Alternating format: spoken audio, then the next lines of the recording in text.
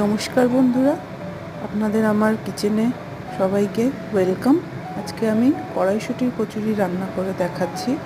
এখানে আমি কড়াইশুঁটিটা সেদ্ধ করে জলে একটু ভাপিয়ে পেস্ট করে রেখেছি।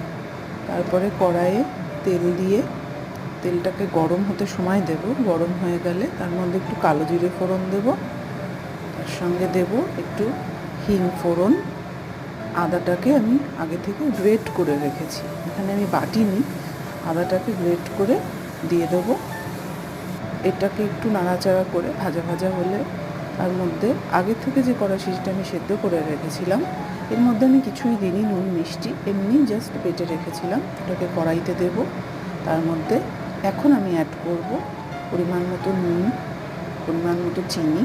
তারপরে ওটাকে নাড়াচাড়া করে ভালো করে শুখা শুখা বানিয়ে নেবো এরকম।